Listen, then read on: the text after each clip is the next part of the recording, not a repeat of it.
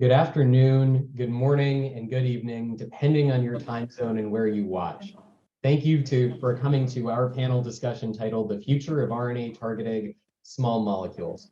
We are joined today by a great panel of experts to help us unpack the trends in RNA-targeted small molecules and key opportunities and challenges in the space. We have 1 hour allotted for the panel, including questions that we have prepared in advance, as well as questions received in advance from participants. If you have any questions you would like the panelists to address, please submit them through the Q&A system, and I will read out the most frequently asked questions and the ones that have the broadest applicability to the audience. If we do not have time to address your question, we'll follow up separately with our thoughts. We will be recording this session, and a playback will be available shortly afterwards for attendees. I am also obliged to share that due to confidentiality obligations and other regulatory requirements, we will not address questions specific to any one company and will focus on the space at large. This is also not considered legal advice or the offer to buy or sell any security. Everything discussed is considered off the record. My name is Daniel Bragg. I'm a senior vice president at Locust Walk, a global life sciences investment and merchant bank. I work with a lot of our emerging modalities and advanced technologies, including RNA-targeted small molecules, and lead a lot of our own efforts to help establish and launch NewCos here at Locust Walk. I'm now pleased to introduce our panelists. Dr. Paul August is joining us as the Chief Scientific Officer from Revere Therapeutics. He was previously president at Agios Pharmaceuticals, Ligand, and Icagen Pharmaceuticals, Senior Director at Sanofi, and the co-founder and chairman of the board at Accurastem. We're also joined by Dr. Michael Gilman, Chief Executive Officer at Arrakis Therapeutics. Mike also currently serves on the board of directors of Novartis Venture Fund, Obsidian Therapeutics, and Scholar Rock on the scientific advisory board of FutureRx. Previously, Mike was CEO of Obsidian Therapeutics, focused on applying synthetic biology to gene and cell therapies, and was the founder and CEO of Padlock Therapeutics, focused on autoimmune disease acquired by Bristol Myers Squibb in 2016. Dr. Dom Reynolds, Senior Vice President and Head of Drug Discovery on Remix Therapeutics, is also on the panel. As Head of Drug Discovery, Dom has been part of building Remix from the ground up, leading the identification of compounds to reprogram RNA processing and forging a path to the clinic. Dom has extensive experience in the biotech space in building successful biotech companies. Recent positions include drug discovery consultancy to seed stage companies at Atlas Ventures and Third Rock Ventures, and VP, Head of Chemistry, and at H3 Biomedicine. Last but not least, we're joined by Dr. Dominique Verhelst, co-founder, Chief Executive and Scientific Officer at Next RNA Therapeutics. Dominique has over 20 years of R&D and company creation experience, working formerly as Head of Academic Innovation, CEI at Takeda, where she played a significant role accelerating innovation by building partnerships with investigators. During that time, she also served as a director of the board of Bridge Medicines, a Takeda Ventures-backed company. Prior to that, she was a principal at Third Rock Ventures, where she co-founded Fulcrum Therapeutics and Sedilla Therapeutics. Before that, Dominique launched and led epigenetic drug discovery efforts at Celgene and Pfizer for over a decade. Welcome, everyone, and I'm excited to dive in. To start us off for today, I wanted to ask the panel, despite RNA small molecules or smalls being a nascent space, we've seen tremendous partner and investor enthusiasm for this class with a number of high-profile financings and partnerships discussed. What do you think has driven such excitement despite the early stage nature of the science? Maybe Mike, we'll start with you. Well, thanks. I think it's a combination of two things. One is the magnitude of the opportunity, right? There's, as I think my colleagues would agree, there's whatever 20,000 coding genes at the protein level, maybe 15% of them are druggable. The rest of them are out there. We know what many of them are doing. We can't do anything about them today, by and large, with today's toolkit. And then, there's a log order further RNA that's transcribed off the genome that is non-coding, but also probably very important to biology. And we are all here to put biology to work for benefit of patients. And so, number one, it's the size of the opportunity. the compelling nature of that opportunity. But number two, it's the familiar toolkit, right? It's not a new modality. It's an application of an existing modality to a new set of targets. And, I know as we have talked to partners about our approach, they get it, they understand it, right? We're not trying to sort of sell black magic to them. We're trying to do this the way they would do it, right? And I think those two things together, the magnitude and the comfort around the general approach, is what drives the excitement here. I'll just add on to sort of what Mike said. He really spelled it out nicely, and I agree with him totally that those are, some of the major drivers. I think there's been enormous excitement around, sort of the use of, antisense oligonucleotide therapeutics over the last 10 or 20 years since I've been in the industry. And, that has limitations in terms of getting to, into the brain, crossing the blood-brain barrier, has limitations in terms of, how it's therapeutically applied. And I think the concept, is really kind of transformative, that you could have a small molecule that could elicit, almost the same effect of an antisense oligonucleotide. But yet, sort of be oral and sort of follow, sort of the rules that we understand for, sort of small molecule therapeutics. So I think, to me, it's kind of a next evolutionary step for beyond antisense oligonucleotide and siRNA type approaches. And I would add maybe also and Mike mentioned a little bit about the non-coding part. We know that there is much more behind the coding RNA that we know that are playing important role in disease. So small molecule targeting RNA is the way to go after this non-coding new space that I would say my company and myself have been focusing on. And finally, I would add on what Mike said. I agree with my colleagues on the panel here, that this is a toolkit that potential partners are familiar with, but there have been significant advances over the past few years, both in, for example, structural biology and cryo-EM work on large and very complicated complexes as part of, for example, the RNA processing splicing cascade. And so whilst there are not yet small molecules bound to these complexes, that's the next logical step, and certainly something I'm sure many of us are striving toward. And I think beyond that, also just advances in computing power. And so we can deal with the sort of sequencing outputs that we're looking at in RNA-driven small molecule drug discovery. And so now the pipelines exist and the computing power exists to kind of house that data and analyze it thoroughly and use that to drive our drug discovery processes. So I think the opportunity to leverage small molecules, much easier PK, PD, much more well understood from an actual druggability perspective than large complex oligos that need their own carrying targeting mechanisms is attractive. But drugging RNA is an entirely new type of molecule and molecular interaction to try to drug than traditional protein therapeutics. Following up your point, Dom, do you think there were any, beyond just general increase in computing power and understanding of RNA structural biology, were there any major publicized advancements or milestones in the field that you think has really kickstarted interest here? Or do you think it was kind of a long cascade of events as this biology has been uncovered?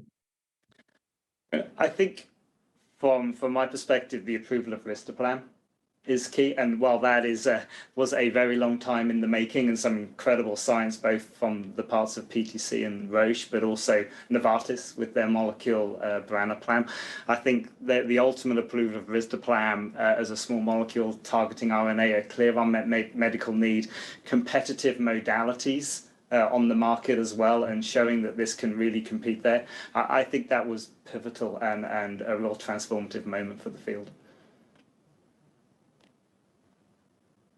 Yeah, I would agree with that. I think when we look at this space, we at Revere, we break it down into three platforms. One is molecules that focus on splicing.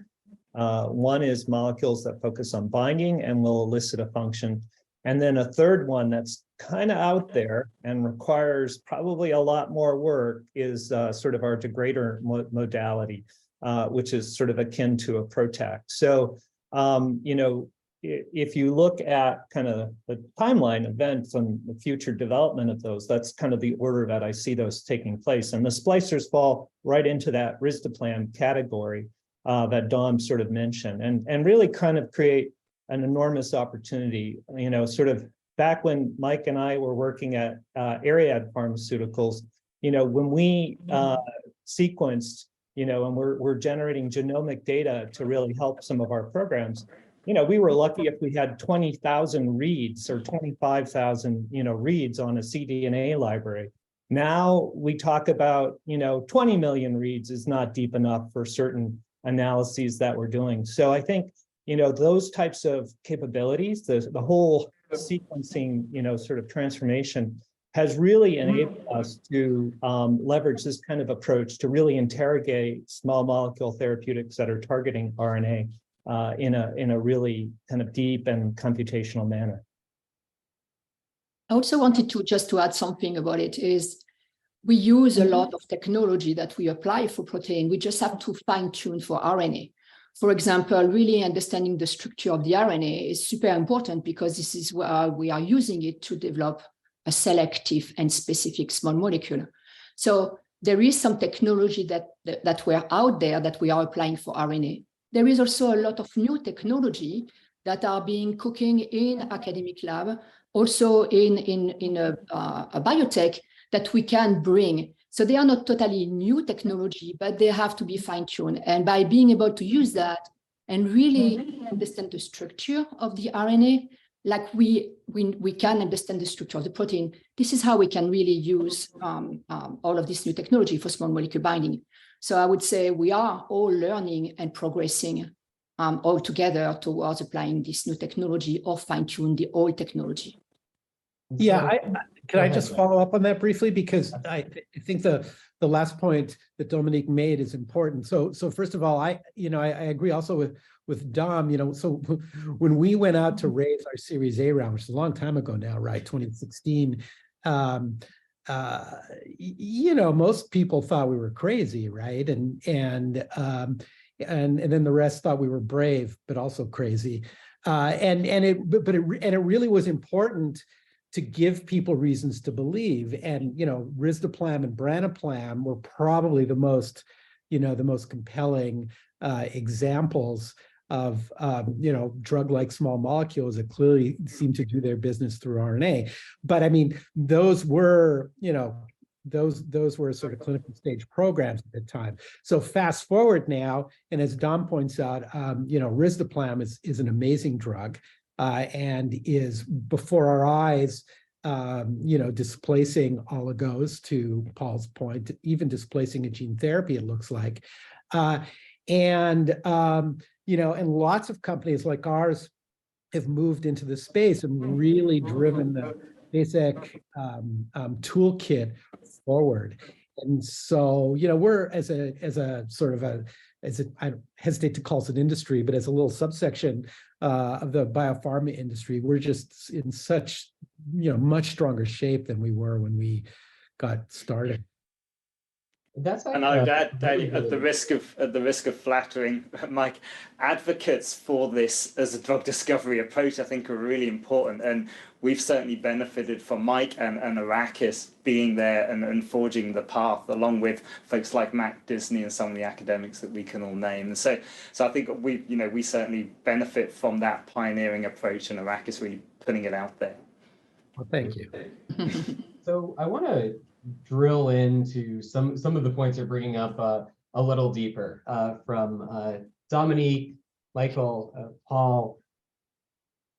You know, you're all in your earlier comment highlighting that a greater understanding of RNA biology, and not just the clinical precedent, but also a greater understanding of actual RNA structural relationships and ability to drug those, has enabled the space.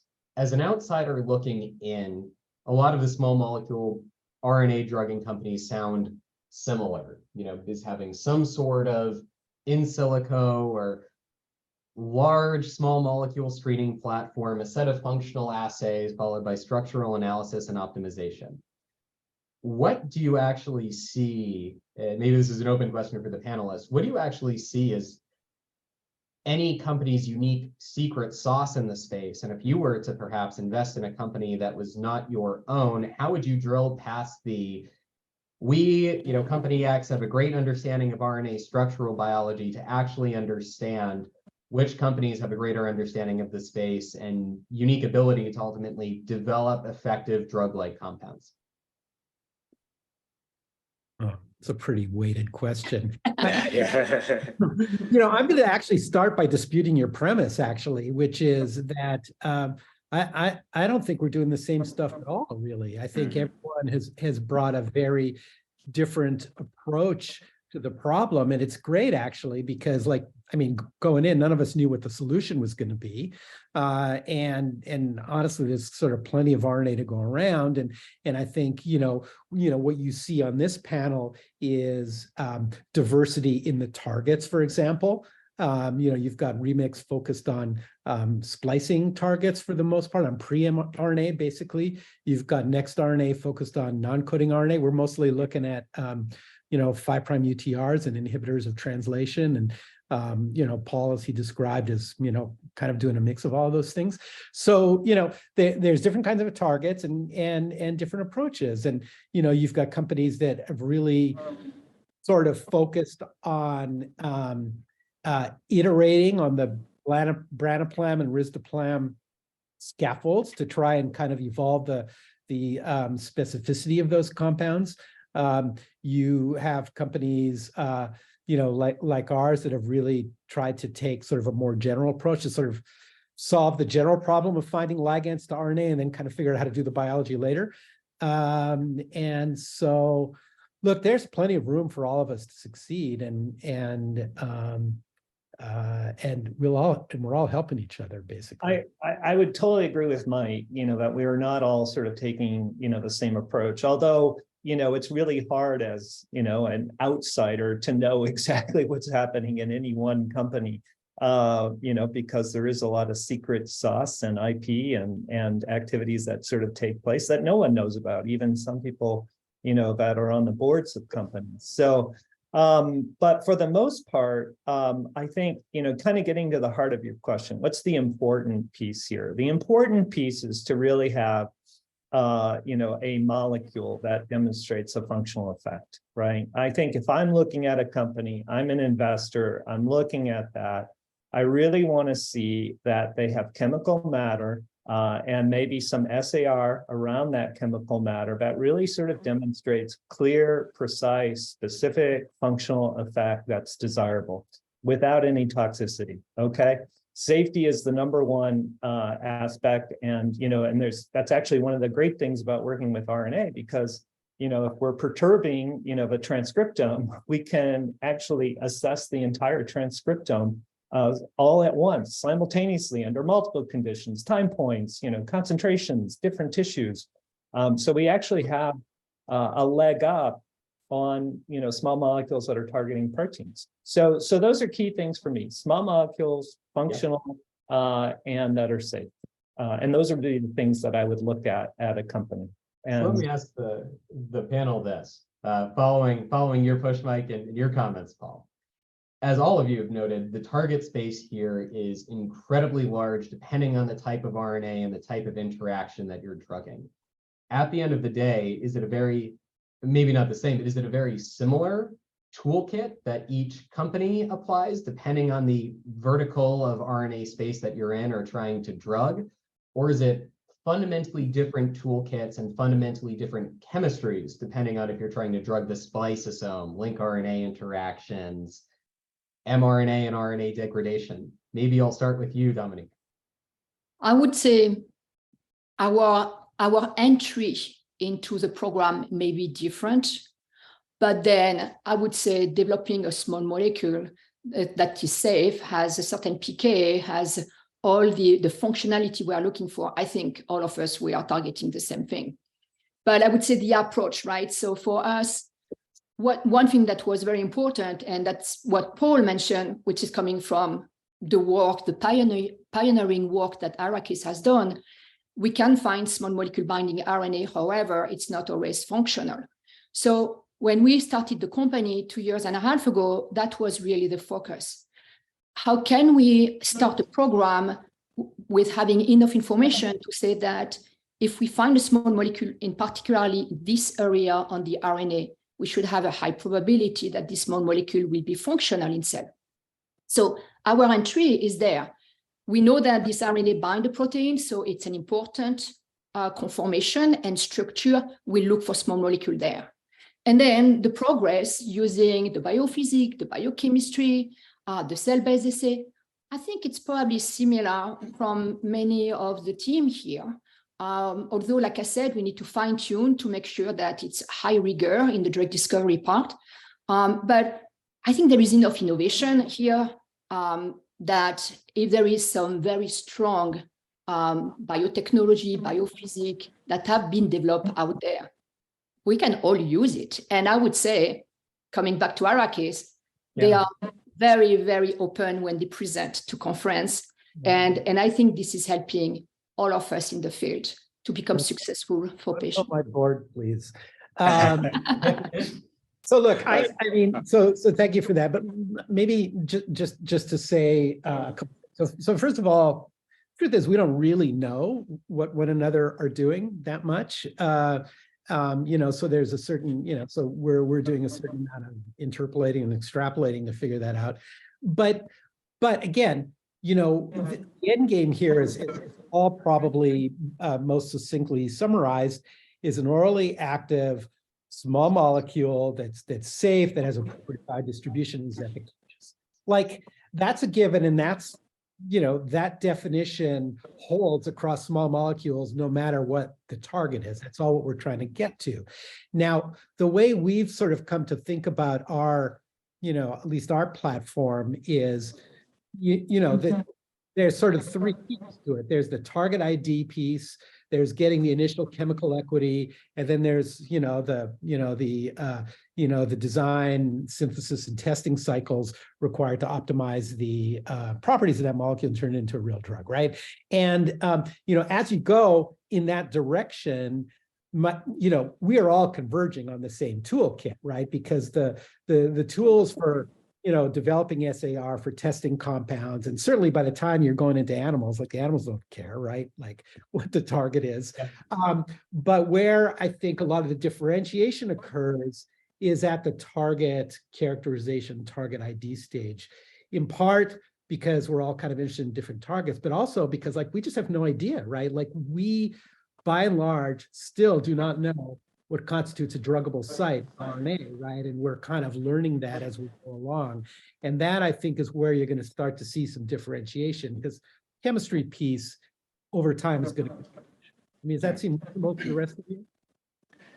It doesn't make sense. I would say we as I'm sure we all do, we get this question around differentiation all of the time. And in fact, I would challenge that the potential pharma partners and the investors that we speak to actually know a lot more about what everybody's doing than we do. It's what we can glean from conversations like this, from conferences, from the patent literature, and so on. And so it is hard to know. You've got to solve your own problems. Yeah, right. And actually it's not too much of our concern, because just as Dominique said, we've all arrived at how we want to enter this field. And in the case of Remix, we really focus very heavily on building our computational, our bioinformatics group, so that we had the pipelines and we had the computing power, and also the RNA experts in-house to allow us to understand what our small molecules are doing. But we also chose very early on to take a cell-based approach. We felt it important to query these RNA protein complexes in the endogenous setting. And so we set out to try and understand how we could do this in a high throughput fashion. And the third piece we did was to build our own proprietary library. And we did an extensive analysis of what at the time was known in the small molecule arena to bind RNA, a validated drug-like or lead-like chemical matter. And we compared this data set to what you can access from a commercially accessible point. So, for example, a screening deck from whoever, WuXi, Charles River, whatever.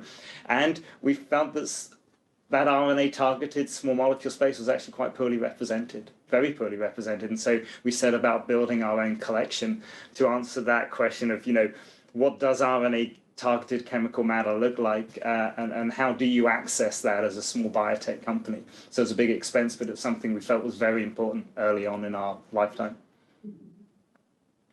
Yeah, I totally agree with Dom, and that's a strategy we've taken as well, which is building out our RNA-focused library. And I'm sure if you looked at his library and you looked at our library, you would see that they're completely different because we're taking a different strategy in terms of, how we're identifying molecules that interact with RNA or have a functional interaction with a specific splice site that's probably different than the one that Dom is targeting. And we hope that they're different, right? Because if everything is sort of coming down to the same structure and the same splice site, it's going to be fairly limiting. But I think I totally agree with you, Dom, that the chemistry that's targeting RNA that's out there is very small. It's actually shockingly small compared to sort of what exists for kinase inhibitors. So that creates an enormous opportunity for everybody in this space who are sort of looking at compounds that are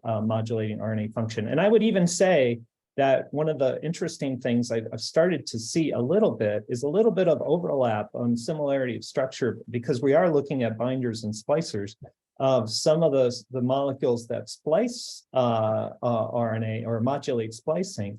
Also end up showing some structural motifs that are very similar to those molecules that bind and interact with, sort of secondary structures of RNA.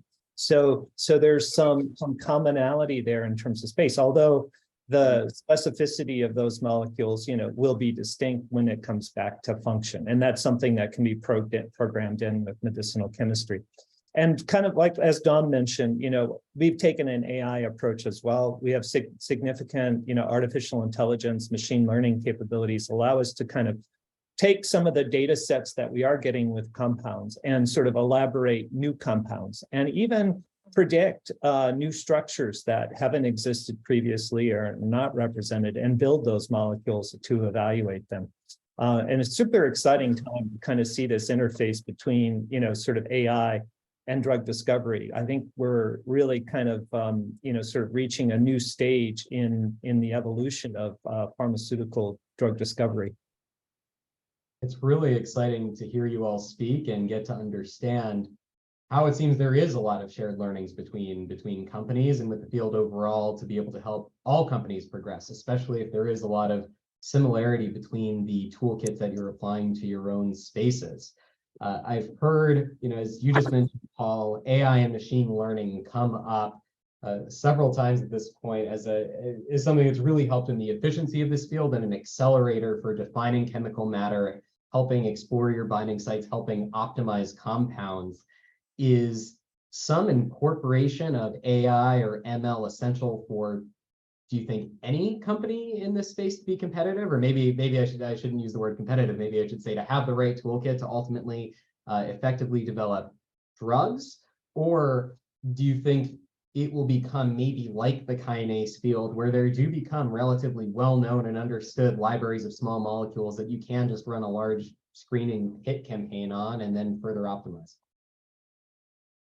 Look, I mean, I think machine learning AI, it's a tool like anything else, right? It's not a panacea, it doesn't solve every problem. And it's really only impactful if it solves a problem that you can't solve another way, or it really hits kind of a rate limiting step in the whole process. And I think we're all kind of in the process of figuring out, where those steps are. I mean, I agree, it's pretty, it's a really interesting exercise to apply machine learning to, chemical screening data, because, you could definitely, there's definitely some pattern recognition that happens there that humans wouldn't necessarily see. But, I think we're all kind of trying to figure out what the right use case is. In our case, I would say we use that also for our target. So we need to have a lot of computational biology, and you can call AI or ML, or at the end is being able to use a lot of data and being put together to come out with, you have a question and you have a potential answer. And so the way we use that is to predict the potential importance domain in the RNA that is responsible for function. And so this is how we initiate early on in the company a computational biology team that was really important to be able to put in place some algorithm or machine learning and be able to predict early on the RNA that bind protein, which for us is very important because it means that this is an important functional domain, and this is a domain we want to go and target after. Yeah, I totally agree. It's a tool. It's not a tool that's fully developed yet, from my perspective. I would love to plug in a splice site and say, okay, here's the splice site. Tell me all the compounds that modulate this splice site, and we'll evaluate those and then start a medchem. Or here's the RNA secondary structure of the multi-way junction. Tell me all the compounds that I should test to, evaluate binding and interaction and functional inhibition of, the expression of that target. We're not there yet. It's going to take a lot more data. It's going to take more time. But I think in the future, that could be something that could be on the landscape for reality, and, something that we're striving for to build, but we need more data, and, we're working to generate that and to train the models. Yeah, I would second what Paul's saying, certainly on the chemistry side and how we're looking at the data sets, the global transcriptomic data sets that we're generating with our molecules. We are learning as we go in and look and find new avenues for exploration.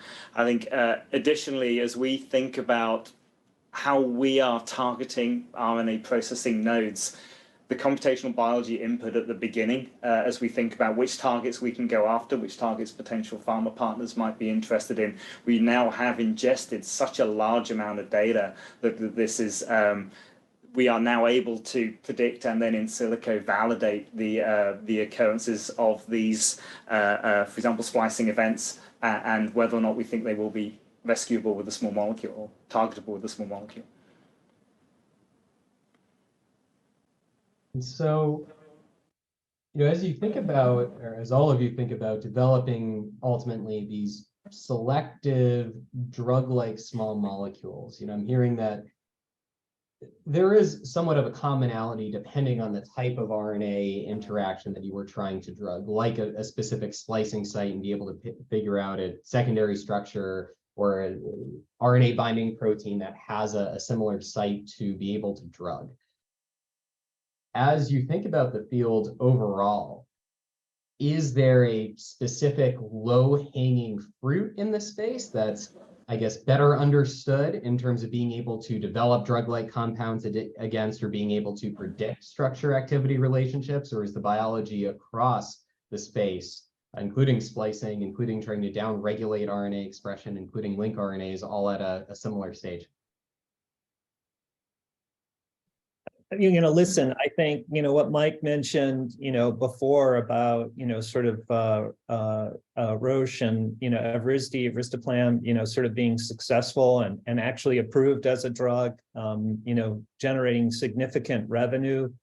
I think that's a clear example of a starting point. That and what kind of flows from that is probably the low-hanging fruit, because, one can envision that if you can modulate the splicing, of one, sort of exon intron, junction, you can do it with others. And I think the work that's being done by PTC Therapeutics for their Huntington program is actually very interesting as well. They've, progressed to a phase 2 now, where they're bringing forward a molecule that introduces a, an exon, a cryptic exon that contains a premature termination codon that causes the decay of the entire mRNA by nonsense-mediated destruction or decay. And that's a pretty, efficacious, event. I mean, most of the entire RNA is removed before it ever has the chance to sort of generate the toxic protein. So I think that area, I think, is probably a bit of the low-hanging fruit. And certainly, I think Remix is, sort of doing, leading that effort too, in terms of driving forward sort of new chemical entities, in that space. And I think there are some other companies as well. Maybe they're not at this conference, but they do exist that are really significantly working in that field. But it's probably the low-hanging area because we don't really have something that's progressed from the RNA small molecule binding. And even at Revere, we're moving forward in that space, and we hope to be able to have our first development candidate by the end of the year in the splicing space, and our second one next year. So we are moving forward assets in that space, and that's where we're going to move, is where we have function. So maybe I can add something here. The low-hanging fruit is the buzzword that everybody likes to hear. I just don't know if really there is such a low-hanging fruit. But I would say the one that are a little bit, not at the top of the tree, but maybe a little bit lower, but not at the bottom, I would say is coming from the validation of the target, right? So to me, the low-hanging fruit will be a target that if you are able to drug the RNA with a small molecule would give you the outcome that you are looking from a clinical therapeutic aspect. So in our case, we go after long non-coding RNA, which are new target, and that is really a big part of the innovation of NextRNA. However, the long non-coding RNA bind protein. And so when we look at a target, for us, it's a pair between the RNA and the protein.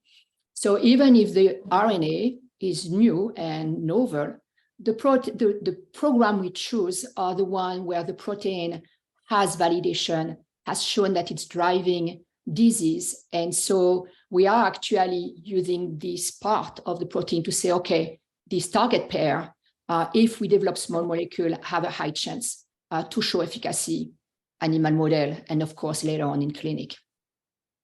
Yeah, I think one thing I would add is that, I periodically, and probably to the point that they just don't want to hear it from me anymore, challenge our team to, by saying, look, we've got to figure out, what is the sort of the GPCR equivalent in RNA, right? This reproducible, recurring structural motif that is ligandable and is subject, and is subject to pharmacologic intervention. And, you could argue sites that, risdiplam and branaplam interact with are kind of an example of that, right? This is you put those molecules into cells, you see all kinds of splicing events move. And so then the challenge really is around tuning the selectivity of those things to get the events you want and reduce the events that you don't want. And so here we're kind of looking for other elements like that, recurring motifs. We think we found one where we're seeing pretty reliable activity and is recognizable and across multiple RNAs, but it's still early days, right? I mean, this is a field that's been in existence for all of 5 years, basically, right? And so most of the rule books remains to be written. I would add, just to follow up on Dominique's comment around the mid to low hanging fruit, and that is, and we mentioned this earlier on in the discussion, this concept of an ASO in a pill, essentially being the small molecule approach here, and if there is validation with an ASO against the target, and you look at the case of risdiplam and Huntington's disease with the fantastic work from Roche with tominersen, and then also Wave and others, that they've been able to follow that with a small molecule, orally dosed, brain penetrant in that case, is really they've paved the path, and small molecules an obvious next step there if it's appropriate to add the modality that we're looking in terms of drugging the modulation concept that we're looking at. And I think we see that proven in the market, Don, too, right? Where you see, sort of risdiplam sort of supplanting some of the ASO and gene therapeutic approaches. I mean, it's really, I think the sales are going to exceed, sort of what's seen for nusinersen and the others. Yeah, but I would be careful with extrapolating that. I think there's some very particular sort of market conditions there that are driving that uptake. I think a lot of the approved RNAi drugs, for example, are extremely effective, right? And Mhm, mhm. they're unlikely to be displaced by small molecules. And, you know, I think one of the issues that we all face, right? And, you know, everybody on this panel and, you know, the other folks out there who run companies like this, you know, when you're trying to develop a new modality, the very strong temptation is to start on a target with relatively low biological and clinical risk, right? Because, you know, you don't want to stack, you don't want to stack modality risk on top of biology and clinical risk. And, you know, I mean, I think we all understand the logic of that, but, you know, if you play the movie forward, what you're really doing is you're trading that clinical risk for actually commercial risk. Because at the end of the day, you know, once you've got a compound out there, most people aren't going to care about its modality. They're just going to compare it, you know, point by point to existing drugs in the market. And if your molecule is no better, you've spent a lot of money. Yeah, but I disagree with that, Mike. You know, I mean, if you look at administration of, you know, an ASO, and I'm not anti-ASO. I mean, the company I founded is moving an ASO, you know, into the clinic for ALS. And I think there are cases where you can bring forward ASO. But when you look at an intrathecal delivery or an ICV delivery compared to a small molecule, I mean, it's night and day. I mean, you know, Yeah, I mean, so, okay, you know, but that's my point, right? I mean, there Yeah. are going to be cases where that's true. yeah.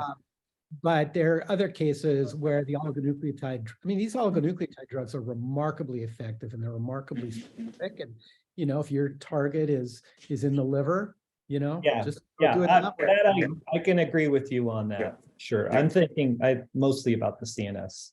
Yeah, I probably, yeah. So maybe asking a question of the panel. I think that was a really great prompt, Mike. I'm hearing a lot of points that as you think about low-hanging fruit, there's both the target risk perspective as well as the actual low-hanging fruit in terms of knowing you have a drug-like compound and understanding a clear structure-activity relationship.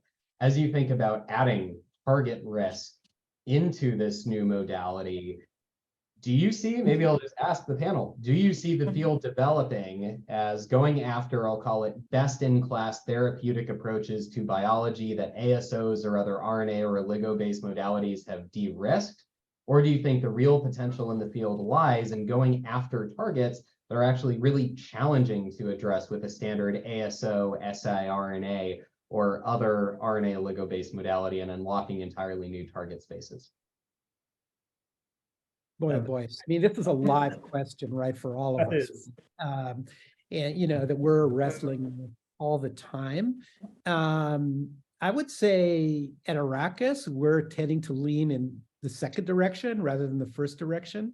We're not going into novel target space, but our sort of sweet spot, I think, what we've decided our sweet spot is, at least time will tell, is, targets whose biology is well understood, whose linkage to clinical disease is well understood, where there's an identifiable patient population, but are otherwise just like completely untouched by other modalities. That for us, I think, is really where that feels like the sweet spot to us.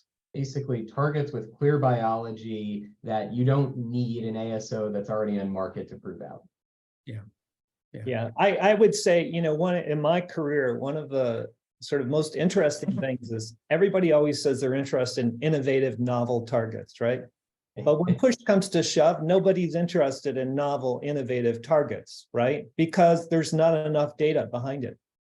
I mean, you can look back, there's been a lot of really interesting targets. I remember, sort of back AKT, mTOR, a lot of these things were, where people thought, well, this is fantastic. This is the best target, and those were novel in those days. The more we learn, then the more we're like, yeah, not so great, So you need to have, I totally agree with Mike, you need to have some sort of sense that, this is something that you can target.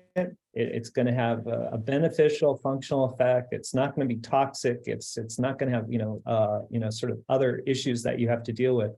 So it's a challenge, right? You have this thing like, you want innovation, but you don't really want innovation. You want something that's really proven. But that's kind of hard in our business because by the time it gets there, you're kind of behind the 8 ball, you're too far behind. Look, I think it's really instructive to look at how the PROTAC field is unfolding, right? Arvinas's first clinical program, was an androgen receptor inhibitor, and they reported clinical data on this thing. And that's a huge accomplishment. That is a complicated new modality that they put in place. But, so I'm sure they popped champagne corks on that day. But the next day, the analysts were like, yeah, but it's only sort of a mediocre prostate drug, right? So, that's the point at which people stop caring how you made the drug, right? They don't care how, they care how much or whatever, you know what the saying is. And if you look at the pipeline of PROTACs that are in clinical development, they're largely piling into the same handful of targets. And, that is a risky business, right? Because you have to take that program all the way to the finish line before you know whether you really have a competitive molecule. And that my hypothesis is that is a lousy investment of capital. So in my case, as you probably know, this is novel target. I would say I spent all my career to work on novel target. Everybody who has worked with me in Celgene, in Pfizer, in Takeda, this is drive me to do research and to work on new target. When my first job in Celgene in 2003 was to bring the epigenetic therapy. I can tell you that was really new. Yes, it took some time, but I think we need actually company be able to tackle new biology and new target.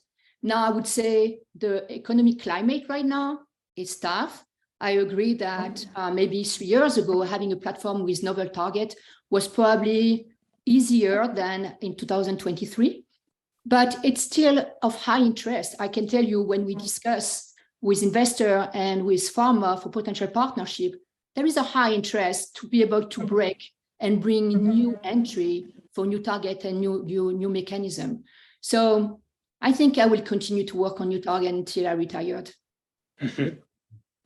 Dom, I imagine you have your choice between new targets and targets with known biology. How are you thinking about that? The thought that Mike articulated very well occurred to me around when you look at the pipeline for PROTACs, what we can glean from the outside looking in.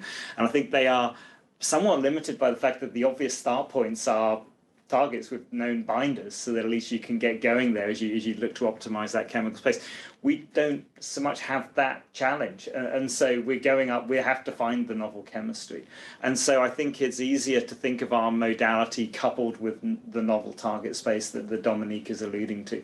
And so my preference would be to work in novel target space because it's the most exciting and exhilarating thing to do. And I think biotechs and the approach that we take this is the best space to do that in as well.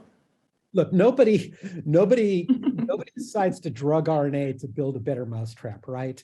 You're going to take on that kind of a sort of basically borderline insane challenge. It's because you're motivated by the big prizes, right? By the opportunity to really put entirely new biology into play for patients. I mean, that's why we're here ultimately.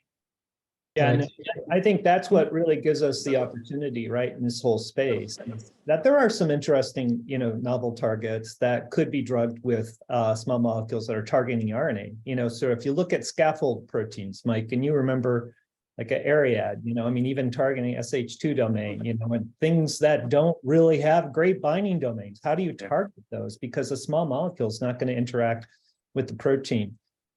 So with RNA, we like to say, that almost any target is available to target if we have the right approach. And so I think that's kind of one of the interesting things about this whole field is that we target anything.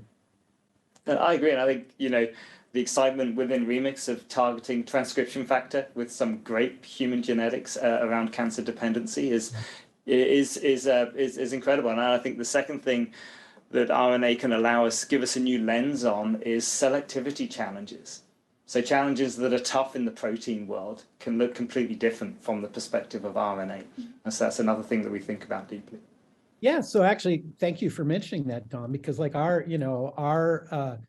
lead program is a MYC inhibitor, and it's not a pan-MYC inhibitor, right? It actually targets a novel RNA that's generated in tumors that in which MYC is activated by chromosomal translocation. Right. So number one, those are typically driver mutations in those tumors.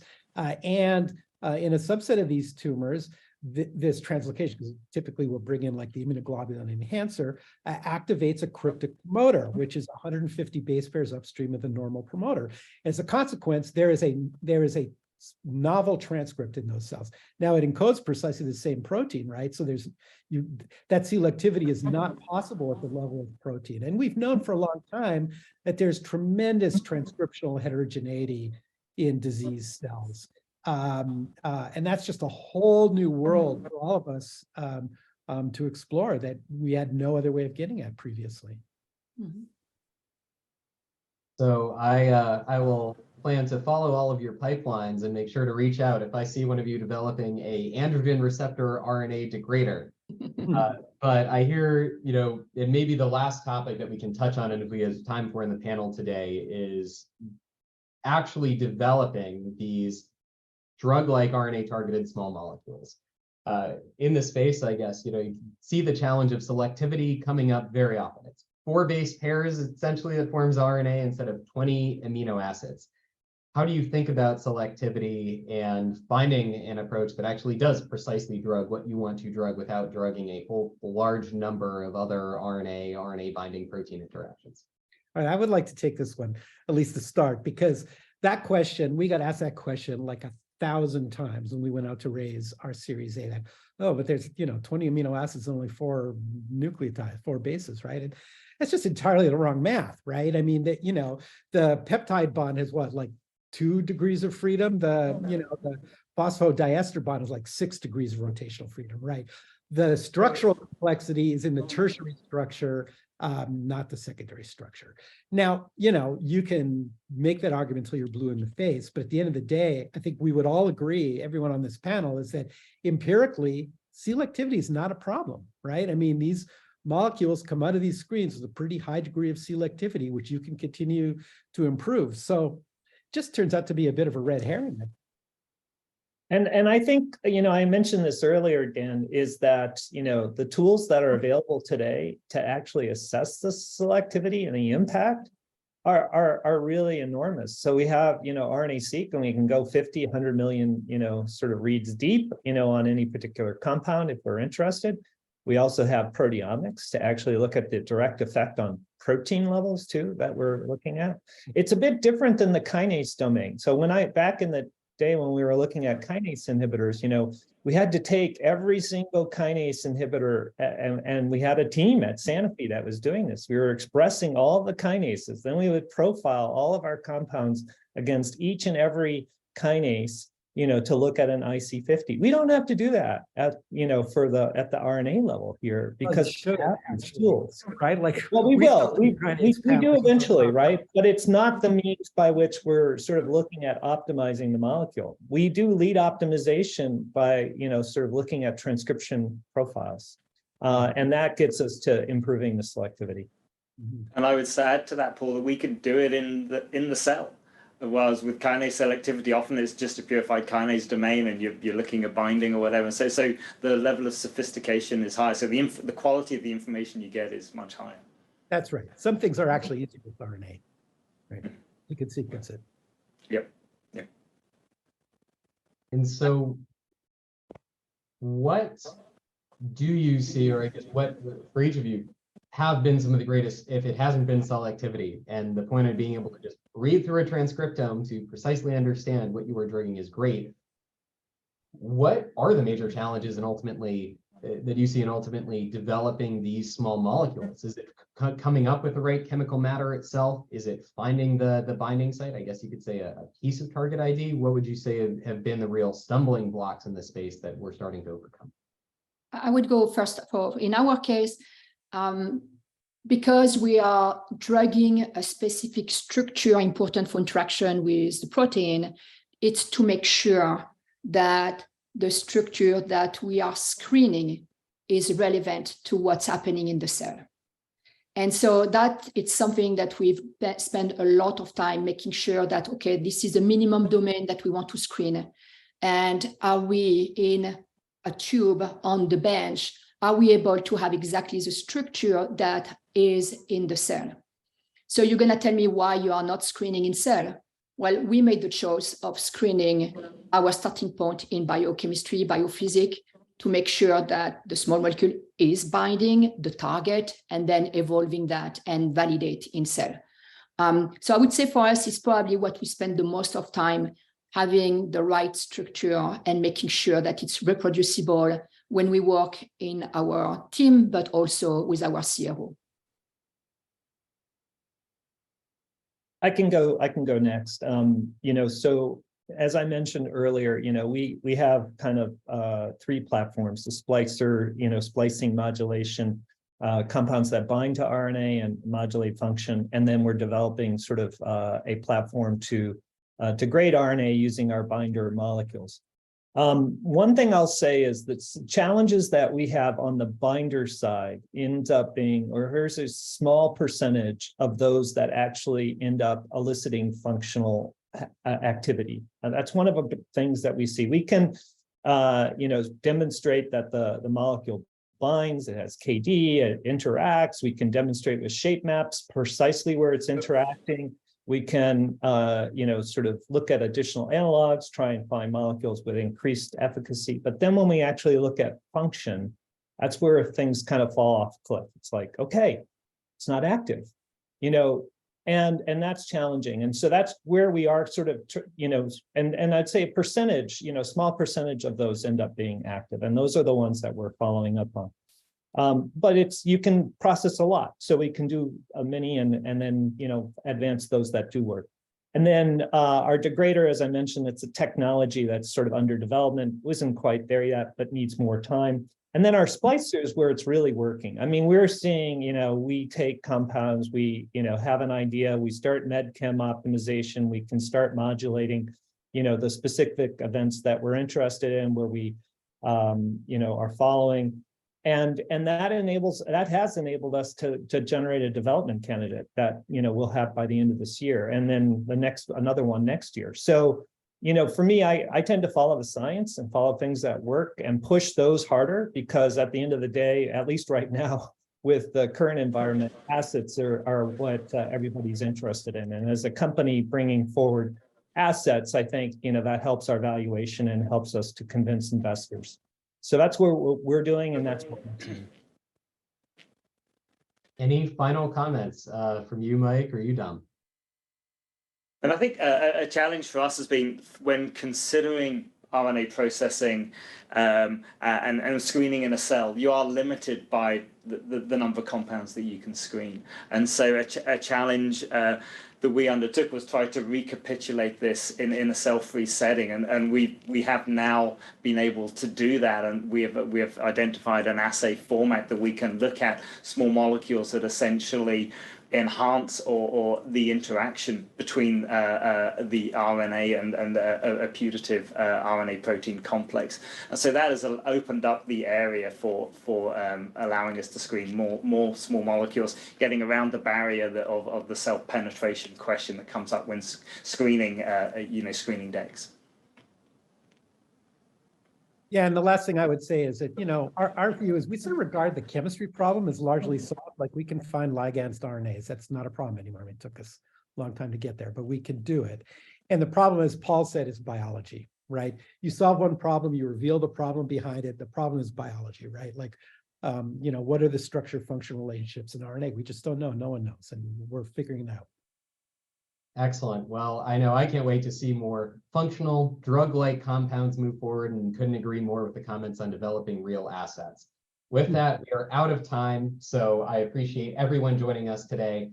As a reminder, a link to the recording will be sent out via email to each registrant. You can also visit LocusBlock's website to download our RNA Therapeutics Landscape Overview Report. Thank you so much to Dominique, Mike, Dom, and Paul for joining me today. It's been a really fun discussion. My pleasure. Thank you, Dan. Thank you. Bye-bye. Thank you. Bye-bye.